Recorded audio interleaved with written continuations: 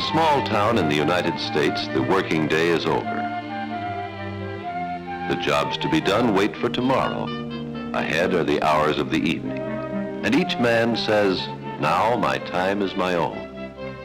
His own time, which he has produced by his laws and his labors, is his to waste or spend or use as he sees fit.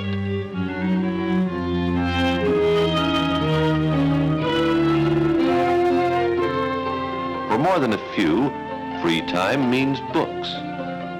Free time means the free public library.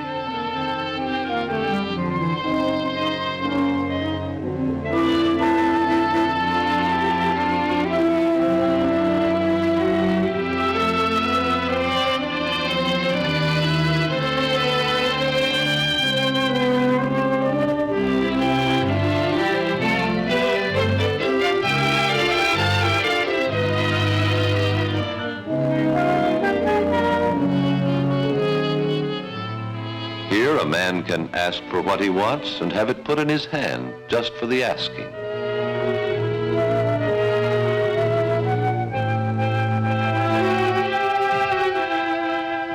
There are books to fill almost every conceivable need. To some, the library means escape into fiction. Others find their roots in history.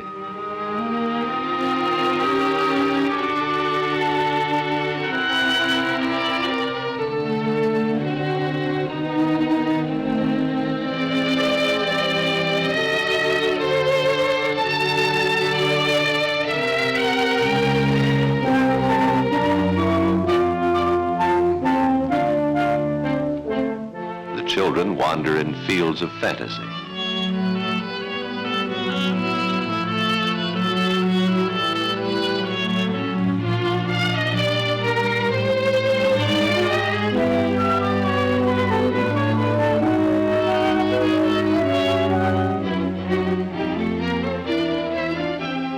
Quiet and the materials for research are easily available, although interruptions can happen.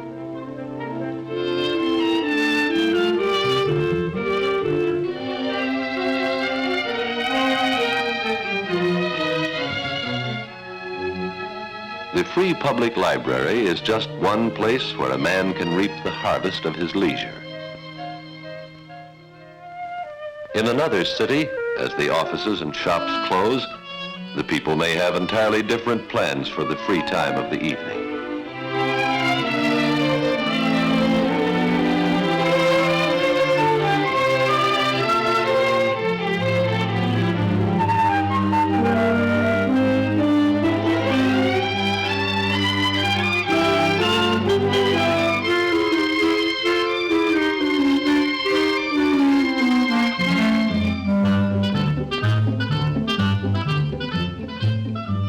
Many turn toward their art museums.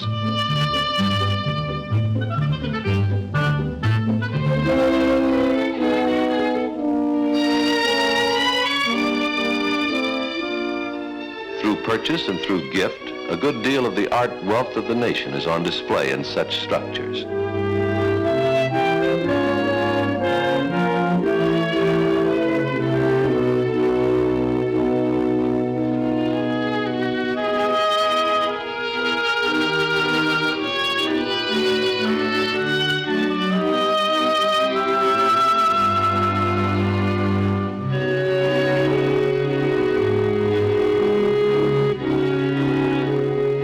Most important to many people is the art which is produced here.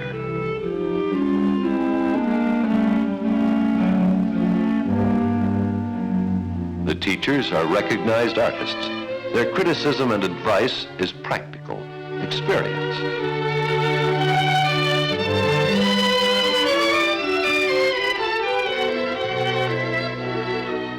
The students take their time in their hands and use it as they choose. The classes are largely built on their desires.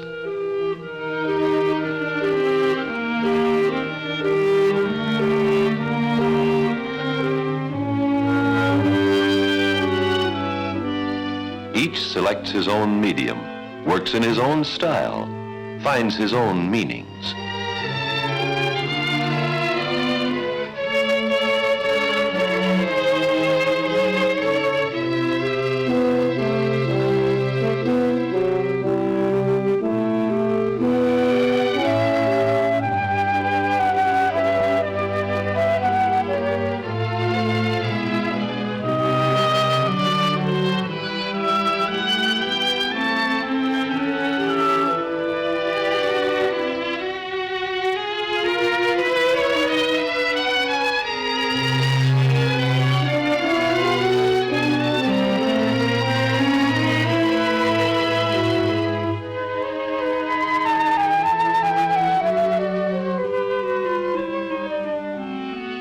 With their varying backgrounds, they naturally express their varying viewpoints. But then it is not expected here that every man will see the same object in exactly the same light.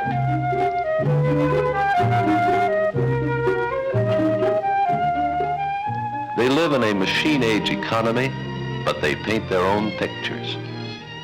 They come from turret lathe and bookkeeping ledger, from sales counter and cook stove to do it.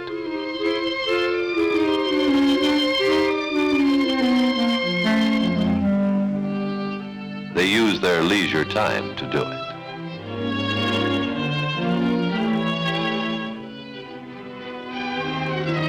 Sunday in the country is a time of leisure too. By car and on foot, the people go to the concerts. The Sunday Symphony has become a fixture in the land.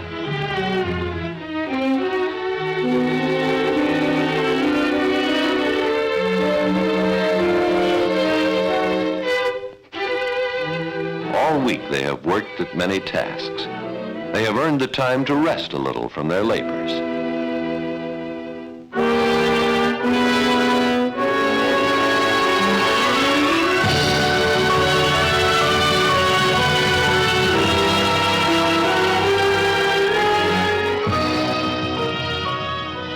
Sunday is a day of rest. All over the land, the music rises from symphony and concert. The people listen.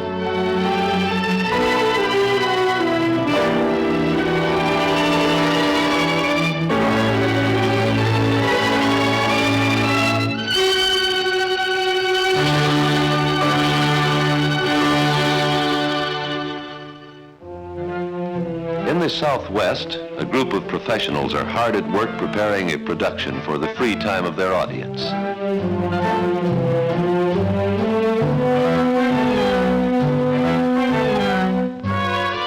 The people look forward to the summer season when the light opera companies move out into the sun.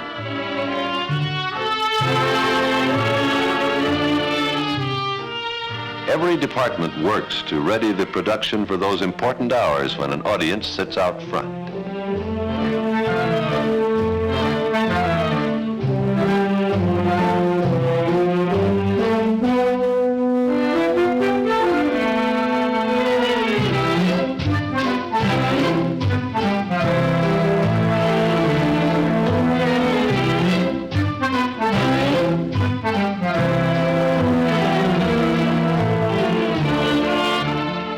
Hard at rehearsal.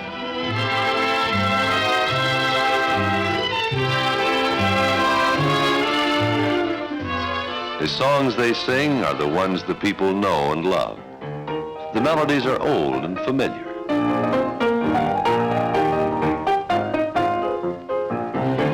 What is being rehearsed here is a page from America's history. That time when the paddle-wheeled steamers plied the great rivers and the showboats tied up at the wharves and levees to bring entertainment to the farmers and plantation owners.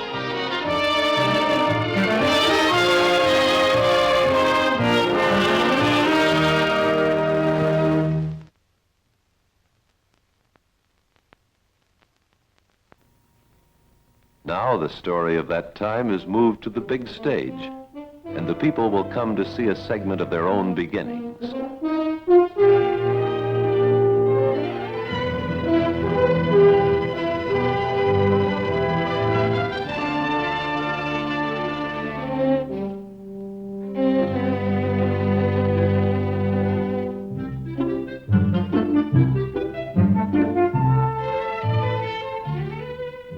The full facilities of this immense arena are used for their pleasure. When evening falls and the seats are filled, the people will be here to watch in their leisure time.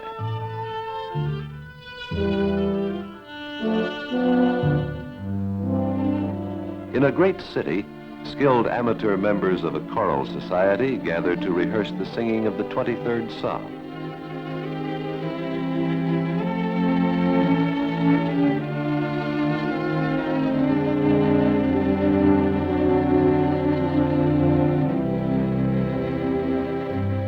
They come together to sing for their own pleasure, Yet their singing will give pleasure to thousands when rehearsals are done.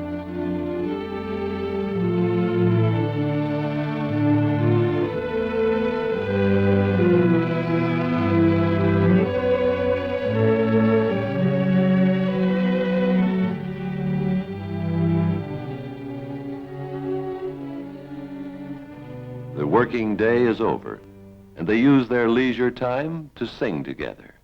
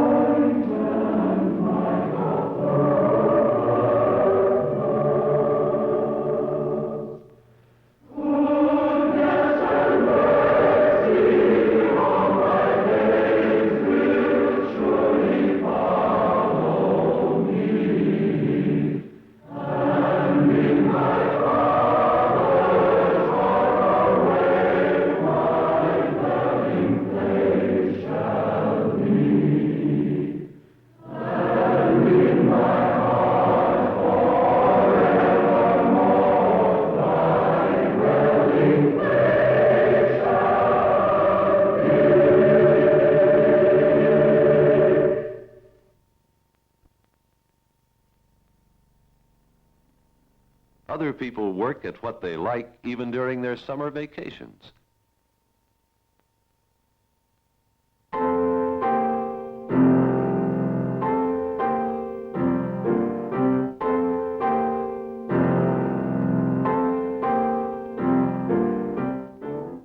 Their choice is the modern dance.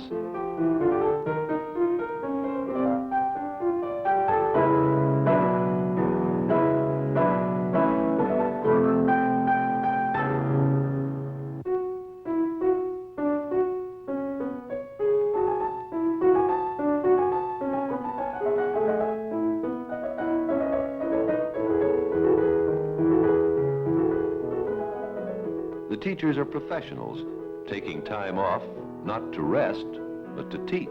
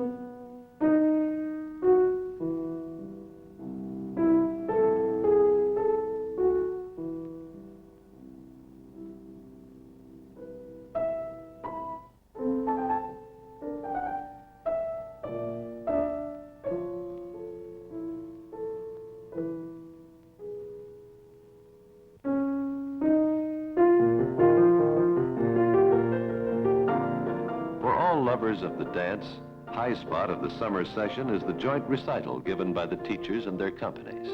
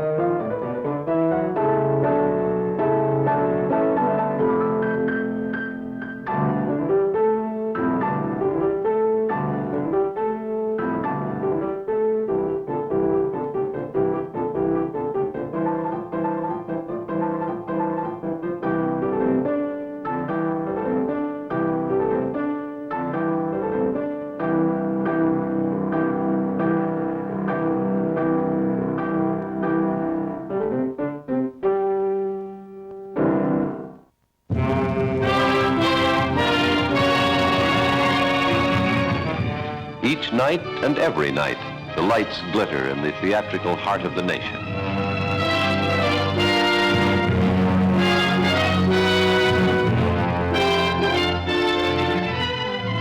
The names of the theaters are memorable.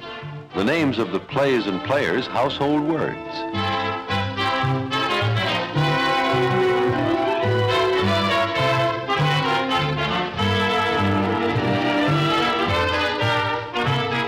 But it is the people, the audience going into every theater who mark the keynote of the scene. They turn to the professional theater as one more happy, productive use of their leisure time.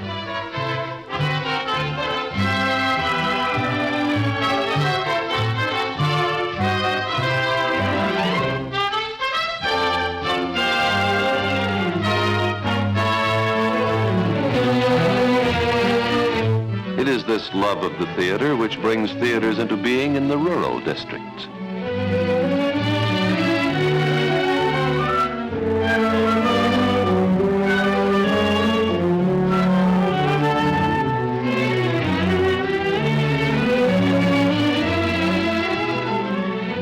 The regional theater in the United States is called by many names: civic, little, straw hat, contributory, summer theater. In it, the people are actors and producers, directors and writers, as well as audience. Any kind of a building may serve the purpose. Even a barn can be converted to house a theater.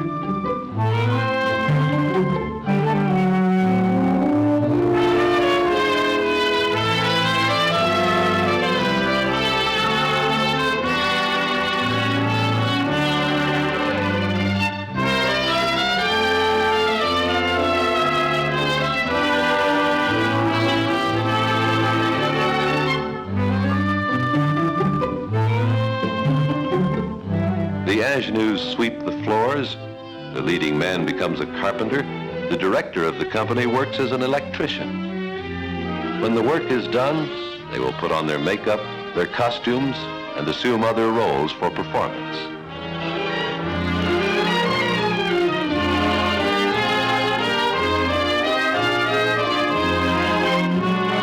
They are amateurs, semi-professionals, and professionals, but their labors are more often than not a labor of love for the art. In such a group, there is every conceivable kind of background and education, but they manage to work together, and when their work is done, to act together.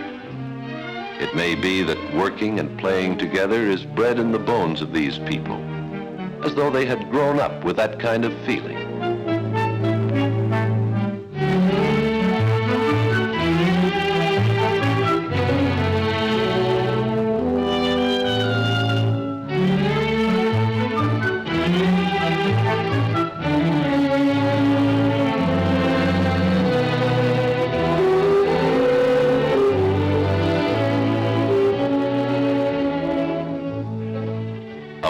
Becomes a theater.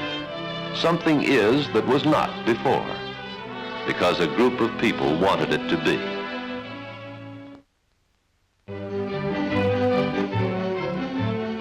Out on the Pacific coast, where the groves of citrus sweep down to the sea, there's another kind of theater, one of many foreign language theaters in the United States. The ranchers find time to attend performances of the local Mexican players. When the play is over, the audience becomes part of the fiesta which the players hold after every performance.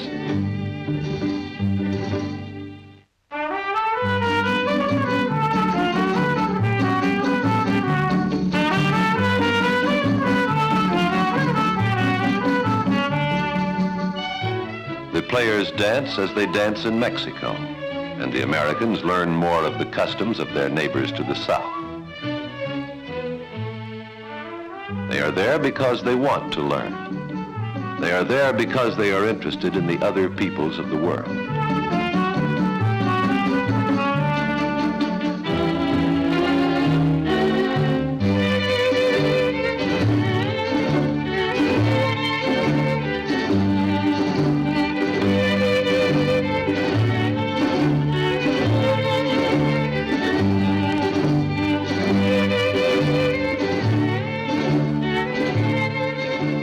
They join in the games and learn something of the language.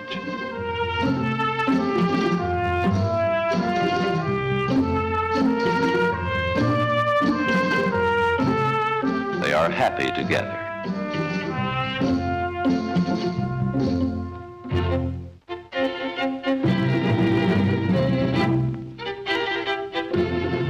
When the fiesta is over, the players sing a song of farewell.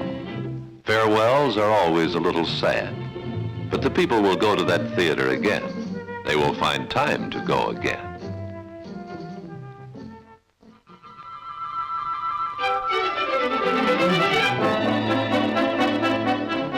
The children come from school into their earned hours of freedom.